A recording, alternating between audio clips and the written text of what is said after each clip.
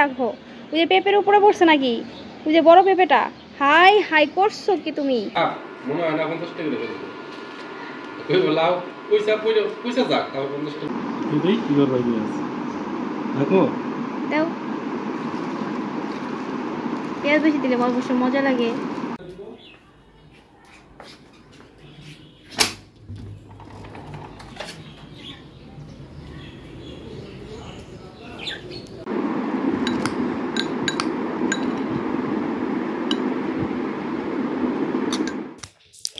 আসসালামু আলাইকুম, hello my family. আশা করি আপনারা সকলে ভালো আছেন আল্লাহ তাআলার রহমতে। তো খালার মর্নিংয়ে এসেই সব ব্রেকফাস্টের খাবার সব প্রিপেয়ার করে নিয়েছে। এরপর হচ্ছে সে নিজে খেয়ে এখন দুপুর রান্নার জন্য প্রিপারেশন নিচ্ছে। আজকে মর্নিংয়ে ব্রেকফাস্টের জন্য চিচিঙ্গা ভাজি করা হয়েছে। তো চিচিঙ্গাটা অনেক বেশি মজা হয়েছিল যেহেতু একটু ঝাল ঝাল হয়েছিল।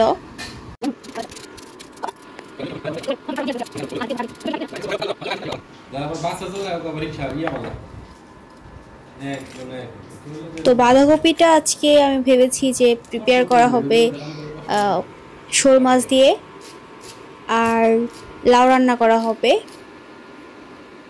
শিং মাছ দিয়ে। তো এটা ভেবেছি। আর এখানে বাঁধাকপি যে পাতাটা সেটা পাখিকে দেবো, সেজন্য নিয়ে নিলাম এক্সট্রা যতটুকু ছিল। নেন অতটুকুই নেন। লাউগুলো অনেক ভালো।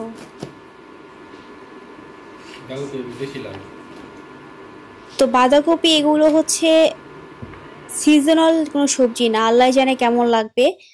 তো সিজনাল সবজি খেতে খেতে একদমই মুখে অরুচি হয়ে গিয়েছে। এই ঝিঙ্গা, পটল, বরবটি, মানে এই গতানুগতিক একই সবজি, এগুলো খেতে খেতে আর খেতে ইচ্ছা করছে না। সেজন্য এবার একটু মানে ডিফারেন্ট সবজি নিয়ে আসছে। এখানে খালা চা বানিয়ে দিয়েছে, দুধ সব ডিম সব প্রিপেয়ার করে আগেই রেখে দিয়েছে। আর এদিকে আমার ব্রেকফাস্ট করতে করতে খালার সবজি কাটাও শেষ। এরপর আমি চলে আসলাম গেস্ট রুমের ব্যালকনিতে আমি পাখিকে রেখে দিই সব সময়। অ্যান্ড বৃষ্টি আসলে গেস্ট রুমের ভিতরে রেখে দেই। দেখেন কি করছে, নিচ দিয়ে ফালায়।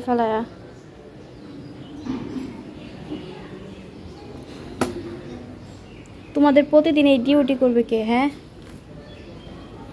ফালানোর ডিউটি পরিষ্কার করবে কে?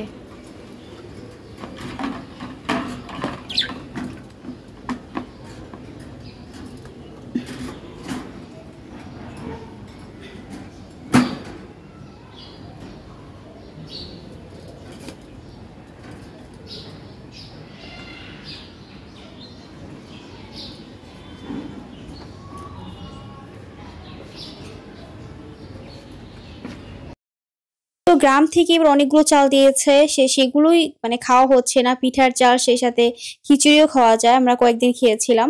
এর মধ্যেই দেখি হলো কেরি ধরে গিয়েছে, পুরো ডাম ভর্তি। দেখতে পাচ্ছেন ছোট ছোট কেরি, পোকা হয় যেটা চালে থেকে।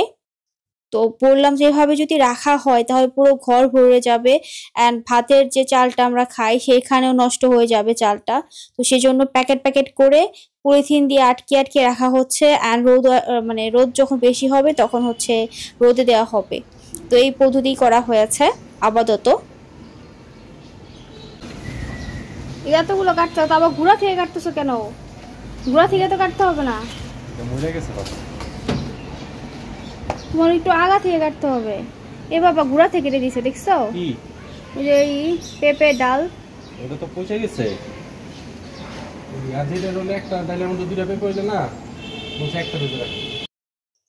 আর এই বেলকনিতে এদিকে এসে দেখি লিঙ্কনে আজকে হচ্ছে পেঁপে গাছটা একটু টানা দেবে, কারণ পেঁপে গাছটা প্রায়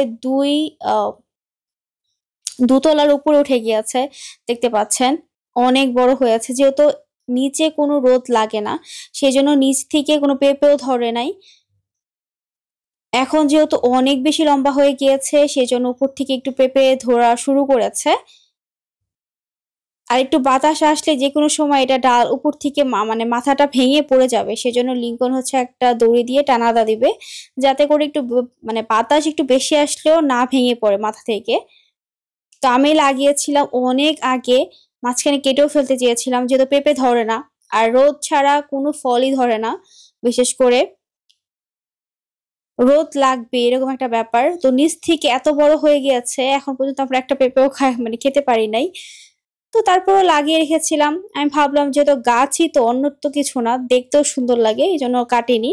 তো এখন দেখতে পাচ্ছি যে কয়েকটা কয়েকটা করে ধরছে, উপরে যত একটু রোদ লাগে। না কিছু হবে না, কিছু হবে না।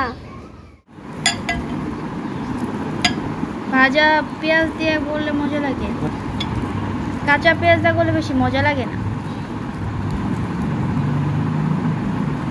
আর দুপুরে সব রান্না বান্না কমপ্লিট হয়ে গিয়েছে খালার। এদিকে ভর্তা বানানোর জন্য আজকে আলু ভর্তা বানাবো, সেই সাথে শিম দিয়ে।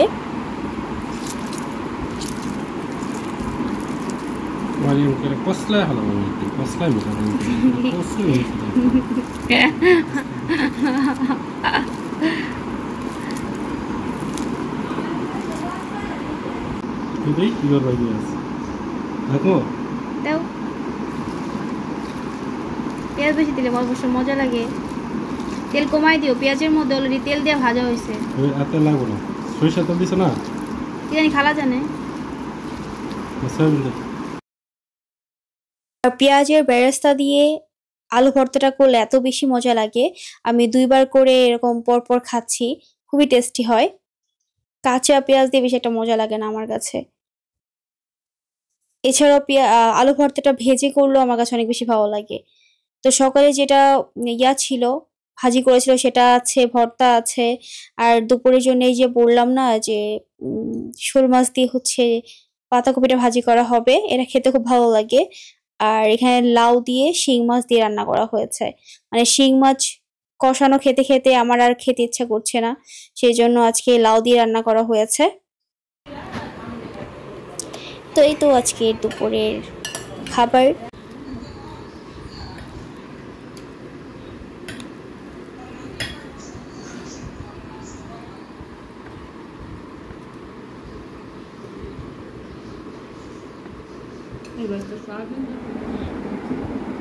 আর ইভিনিং এর জন্য কিছু ফ্রুটস নিয়ে আসা হয়েছে, ড্রাগন, সেই সাথে ম্যাঙ্গো অ্যান্ড জাম্বুরা, 3টা। তো আজকে হচ্ছে ম্যাঙ্গো দিয়ে ভেবেছি একটু মুড়ি মাখা খাবো।